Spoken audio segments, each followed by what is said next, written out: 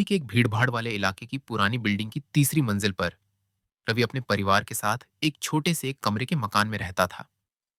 सुबह के 6 बजते ही माँ की आवाज आती, रवि, उठ जा बेटा, ऑफिस नहीं जाना क्या? रवि धीरे से करवट बदलता, गहरी सांस लेता और कहता, बस माँ, 5 मिनट। लेकिन वो 5 मिनट कभी पूरे नहीं होते, क्योंकि उसके जहन में हर वक्त एक ही बात घूमती थी, ये नौकरी, ये जिंदगी, क्या बस यही है? रवि 27 साल का एक साधारण सा लड़का था। उसने ग्रेजुएशन के बाद कई जगह नौकरी के लिए कोशिश की थी, लेकिन कहीं जॉब नहीं लगी। मजबूरी में एक प्राइवेट कुरियर कंपनी में डिलीवरी बॉय की नौकरी कर ली। दिन भर बाइक पर पार्सल ले जाना, ट्रैफिक में फंसना, लोगों की डांट खाना, यही उसकी जिंदगी बन गई थी। लेकिन जो किसी को नहीं पता था, वो ये कि रवि का असली सपना था फैशन डिजाइनिंग। रवि को कपड़ों से बहुत लगाव था। रंग, डिजाइन, कटिंग, वो घंटों बैठकर स्केचिंग करता। उसके पास एक पुरानी सी कॉपी थी, जिसमें उसने अपने बनाए हुए ढेरों डिजाइन संभाल कर रखे थे।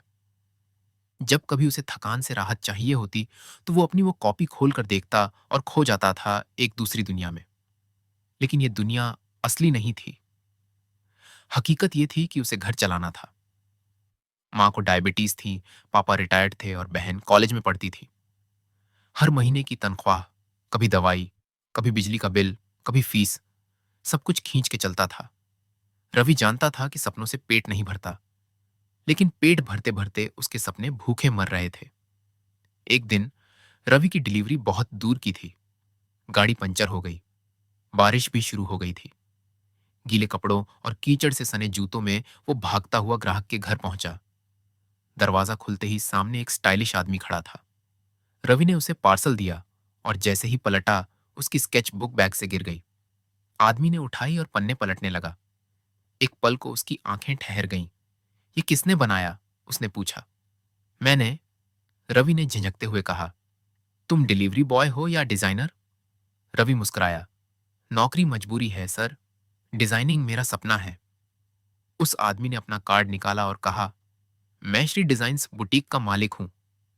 एक छोटा सा प्रोजेक्ट है, अगर चाहो तो कोशिश कर सकते हो। रवि ने कार्ड थामा और जैसे उसके दिल ने पहली बार खुलकर सांस ली।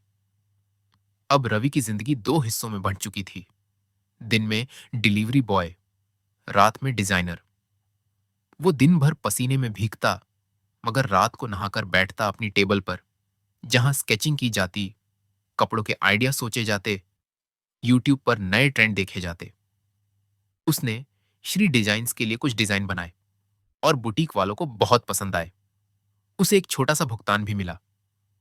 वो पहली कमाई नहीं थी, मगर सपनों से जुड़ी पहली कमाई थी। माँ ने वो पैसे देखकर कहा, बेटा, तू दिन भर काम करता है, रात को ये सब करके थकता नहीं? रवि बोला, माँ, इस काम में थकान नहीं लगती, इसमें तो चैन मिलता है।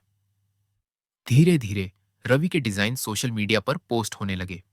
एक दिन उसके डिजाइन में से एक मशहूर फैशन मैगजीन में छप गया, बिना नाम के। मगर रवि के लिए वो सबसे बड़ी पहचान थी। अब वो हर रविवार को डिजाइनिंग के लिए बुटीक जाता, नए नए कपड़ों के साथ काम करता। उसके बनाए डिजाइनों की तारीफ होने लगी। लेकिन वो अब भी नौकरी नहीं छोड़ सकता था। कर्ज, दवाई और बहन की पढ़ाई अभी बाकी थी। एक दिन बुटीक के मालिक ने रवि से कहा, रवि, अब तुमसे सिर्फ फ्रीलांस काम नहीं चाहिए, हम तुम्हें फुल टाइम डिजाइनर के तौर पर रखना चाहते हैं। सैलरी भी अच्छी होगी, क्या तुम तैयार हो? रवि चुप हो गया। उसे समझ नहीं आ रहा था। जो सपना था, अब वो हाथ में था। मगर क्या इतना आसान था नौकरी छोड़ देना? रात को रवि ने माँ पापा से बात की। पापा, अगर मैं ये नौकरी छोड़ दूं और पूरी तरह डिजाइनिंग में चला जाऊं, तो घर कैसे चलेगा? पापा ने बहुत देर तक कुछ नहीं कहा।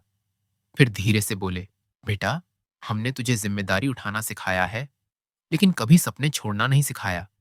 तेरा सपना अगर तुझ में जिंदा है, तो हम सब मिलकर बाकी चीजें संभाल लेंगे। माँ की आंखों में आंसू थे, मगर वो डर के नहीं, खुशी के थे। रवि ने अपनी नौकरी छोड़ दी। उसने पूरी तरह डिजाइनिंग को अपनाया।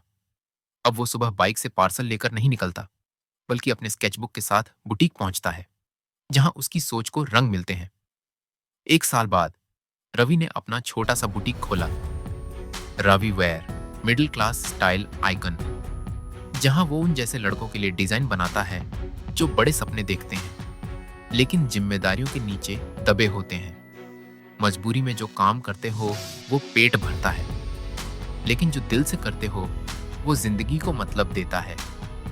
हर मिडिल क्लास लड़के के सपने छोटे नहीं होते, बस उन्हें उगने के लिए थोड़ा वक्त, थोड़ा साहस और थोड़ी सी ममता चाहिए।